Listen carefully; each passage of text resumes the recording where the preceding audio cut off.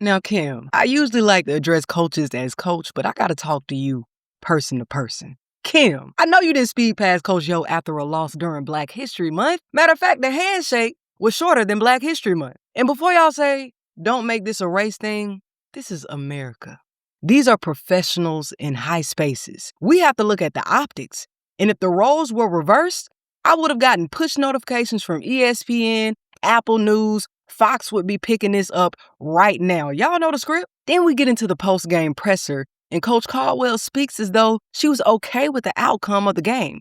None of the reporters even asked her about the interaction. They did ask Coach Yo about it, and she kept it positive and said maybe Coach was just in a hurry. And for those wondering why Caldwell wasn't asked, it's possible that these pressers were running at the same time and each coach had different reporters. But I'd still expect all of them to ask this question, unless the reporters in Coach Caldwell's room truly didn't see it. But if I was making a guess on why this went down, I'd say Coach Caldwell was upset that Ole Miss was up 14 with under a minute left in the game.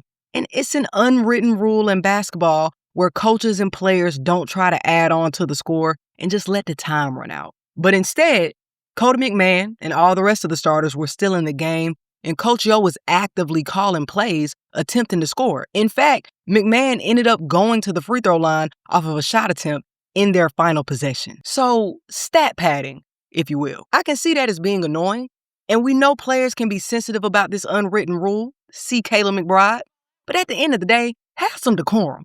If Pat Summitt and Gino Auriemma can shake hands at the end of the game, there's no excuse for Coach Caldwell, and as a leader, she has to be better than that. If that is truly the reason why she felt some type of way, then look Coach Yo in her eyes and say it to her face in a moment. I would have had respect for that. Whatever you do, just do it with your chest out. But what are your thoughts, Hoops Tribe? How do you feel about the interaction between Coach Caldwell and Coach Yo? Let's talk hoops.